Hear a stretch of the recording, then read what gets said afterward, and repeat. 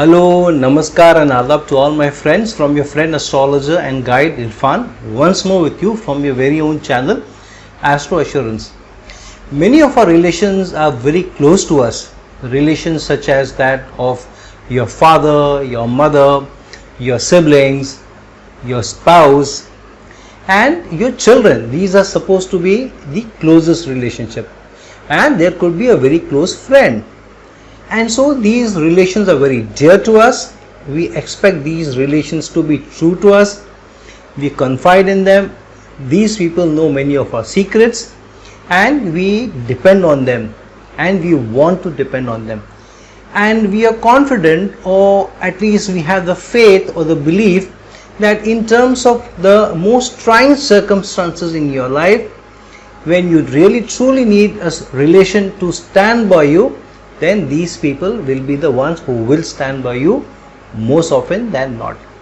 And hence, if any of these relations goes against the norm and is actually a troublemaker or doesn't support you during the time of your crisis, then obviously you feel disheartened, you feel frustrated, you feel sad, and you may even feel angry because of the feeling of being let down. And it's important that we identify and we understand what or which of these relations will be true to us for most of our lives, what are the relationships that we can most depend on, will stand by us, will comfort us, will support us and will not go against us or be the actual troublemakers in our lives. Because some of these relations can be the bigger troublemakers. Any other relationship we can get away from, but these relations are important ones, very close ones, and so these can be the most comforting relations, but these could also be the most troublesome of relationships if the person who is in that relationship with you chooses to go against you. Now, why is it that some of the relationships are more challenging for others than for everybody else? For example, in general, we find the relationship with the mother is supposed to be a very caring, soothing, loving, affectionate and the most supportive of relationships. However, we also hear horror stories from many people that my relationship with my mother is not great. Somebody may even use abusive words for the mother, God forbid, and some of them may not have a mother, and they may not be on speaking terms with the mother, and it could also mean that they are so angry with each other that they don't want to even see each other's faces. So why I'm giving this example of the mother is because if this particular relationship is the most trying or one of the most trying relationships, or goes against the grain of not being as supportive as that you expect from them, then you can truly understand that there is a karmic thread which is continuing over your past life, and that karmic thread is giving you those blemishes on the relationships. And it is not the relationship of the mother alone. All these relationships, usually the Gemini Karakas, the Atma Karaka, the Amartya Karaka, the Dara Karaka, the Putra Karaka, all lives the Bhatra Karaka, all of these are the very karmic relations. So the relationships such as father, mother, children, spouse, siblings and close friends are usually very karmic relations, and the thread continues, and if you have a karmic debt towards them, then you need to pay off the karmic debt, and if they have a karmic debt towards you, then they will come in your current life in some relationship or the other, and they will then pay off the karmic debt to you. If that karmic debt is a good debt that they owe you, then they will be more supportive to you, they will be more loving and caring for you, and they will be very strongest pillars in your life, and through that they may give off some negative karmic debt towards you. Or these people may be at the receiving end of your behavior, your nastiness, and you creating trouble for them because they owe you some debt and they are not being that supportive which they should actually be, and because they still need to pay off the karmic debt, so they are at the receiving end of the issues that you create for them, the animosity that you show to them, and the less support and care that you show to that relationship in their time of need. And so if your run-in is with a certain relationship almost through your life, then you can be rest assured that the karmic debt towards the relationship is much higher. So keep this in mind. A relationship which troubles you the most, you have a karmic debt, a heavy karmic debt towards the relationship, and that's why the relationship is a cause of concern and troublemaking and the nastiness in your life. So if a relationship is continuously and over a period of time giving you those vibes, then think again about that relationship and think back and see that there may be issues that may be carrying on from an earlier thread of life, and don't always assume that you are the good person and the relationship or that particular person is bad. There could be something really nasty, evil debt or karmic debts that you are carrying, and you need to pay off that, maybe by being at the receiving end of their nastiness. So keep that in mind. The easiest way to avoid challenges with a relationship is to be good to these close relationship, and when you are close and you are good to these people, the karmic that you are carrying, and to every one of these relations some other karmic debt we always carry, and vice versa. So when you are good to all these relations, the close relations, then you are, by being good, you are giving off the negative karmic debt that you are carrying, and allow people to be good to you, but also allow people to be nasty to you in these relations, at least to some extent. And when you allow people the room, the space, even a bit of nastiness, then you allow them also to equate or equalize the karmic debts that you are carrying for them, and vice versa. And so they are also shedding the negative energies, and they are also acquiring the positive energies.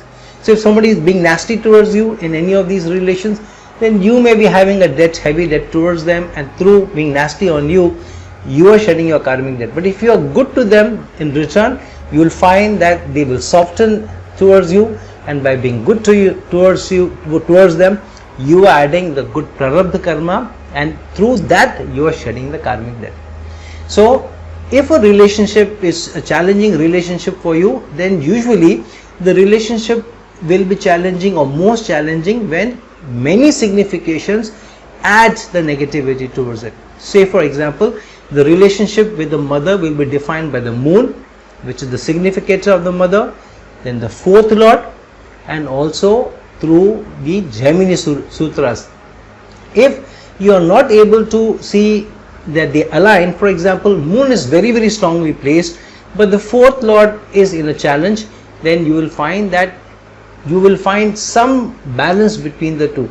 There will be times when you will find your relationship with the mother will have the troughs and crests, will have the ups and downs, will have the moments. There may be some nastiness, there may be some love and affection also, and you may have more upheavals in your relationship with the mother than somebody else because of this. If it is the spouse, then the Dara Karaka comes into the equation, the planet with the lowest degrees in your horoscope, and thus the seventh lord, that is also the spouse. And then if you are a man, then Venus is also the Karaka. So if you find that all the three, seventh lord is in an affliction or afflicted, Venus is in affliction, as well as your planet which is the lowest in degrees, the Dara Karaka, that is also afflicted, then the challenges with the spouse will be more. Then you can also think that there may be a lot of karmic that you are carrying, and you need to pay off. So in your horoscope, look for signs which relationship is the more troublemaker in terms of the significators. If Sun is the troublemaker for you through being afflicted in the horoscope, then it could be the relationship with the father, but it could also be by terms of Sun being a leader, authority figures, then it could also be managers and supervisors, and it could also be sometimes your gurus. Then you need to add the other karakas. For example, for a Scorpio ascendant native, you will find that Sun is the 10th lord, and if Sun is afflicted, then the relationship with the father may not be so challenging, but Sun being the 10th lord, The relationship with your supervisors and managers could be the ones which cause trouble for you and from time to time. And generally all bosses will not be the troublemakers for you. You may find one boss which is slightly more challenging for you to deal with than the others. And usually in the dasha of the 10th lord, especially if the 10th lord is afflicted, especially in the case of Scorpio ascendant native, with that being the sun, then there could be more trouble during the sun's dasha and also the sun's antardasha rather than any other dasha. Plus, if there are afflictions on the 10th lord or on the 10th house or bad aspects on the 10th house, then too the relationship could be a challenging one for you. So when you add 2 or 3 significators together, then you can say which is the relationship which is the troublemaking relationship for you. But more than the troublemaking relationship, which you can anyways know by virtue of experiencing them on a day-to-day basis, what is also important is to know which of this relationship will stand by you in the times of need. Sometimes one of your closest friends may not be available to you during your tough times and you may feel let down. And sometimes a sibling with whom you have huge challenges all your life suddenly becomes the one who's the troubleshooter for you, or the one who shields you the most or helps you the most. Sometimes at work there could be a colleague with whom you have a run-in, you have challenges, but at the time of your need, when a project needs to be done, that particular colleague who you had issues, that person may come forward and help you the most.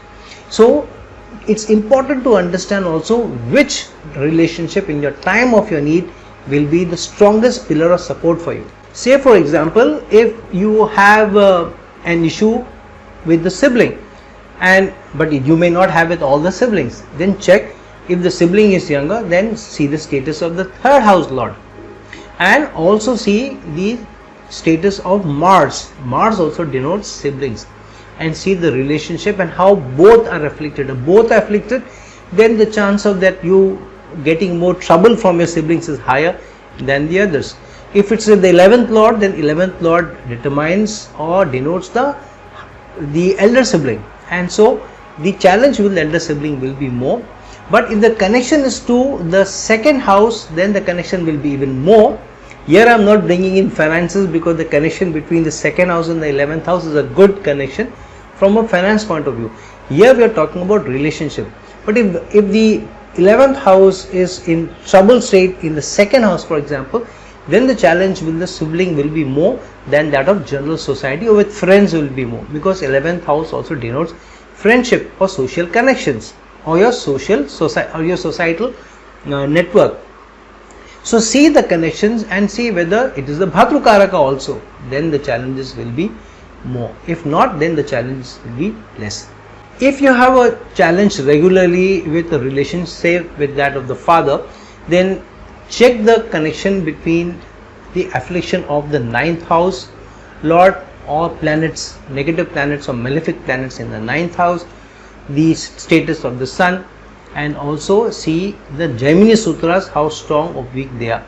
But also see how you are behaving towards them, because as I said, many of the negative karma that the relationship has towards you or vice versa can be reduced to a large extent by you treating the relationship very well. So if you have problems with the father, then there could be a karmic debt you are carrying towards the father, and that's why the relationship is throwing challenges at you.